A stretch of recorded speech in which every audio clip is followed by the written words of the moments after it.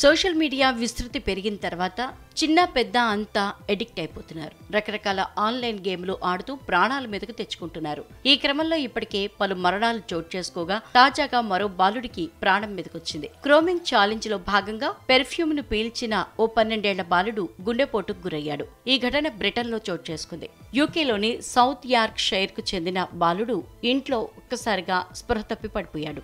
శబ్దం విని అక్కడకు వచ్చిన తల్లి శ్వాస తీసుకోవటంలో ఇబ్బందితో పాటు వణుకుతూ కనిపించిన తన కుమారుణ్ణి చూసి షాక్ అయింది. గుండెపోటుగా భావించిన ఆమె వెంటనే బాలుడికి సిపిఆర్ చేయటంతో పాటు ఎమర్జెన్సీ విభాగానికి సమాచారం ఇచ్చింది.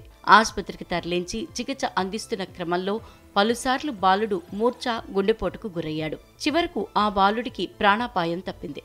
అతడు ఇలా కావడానికి క్రోమింగ్ ఛాలెంజ్ కారణమని వైద్యులతో పాటు పోలీసులు కూడా నిర్ధారించారు. ఈ ప్రమాదకర ఘటన వివరాలను బాలుడి తల్లి సోషల్ మీడియాలో వివరించారు. టిక్టాక్ ఛాలెంజ్ లో భాగంగా కొన్ని ప్రమాదకర టాస్క్లను స్వీకరించి పూర్తి చేయాల్సి ఉంటుంది. Paint, petrol, nail polish, floor cleaning ఉత్పత్తులకు సంబంధించి ప్రమాదకర రసాయనాల్ని పీల్చడాన్నే క్రోమింగ్ అంటారు.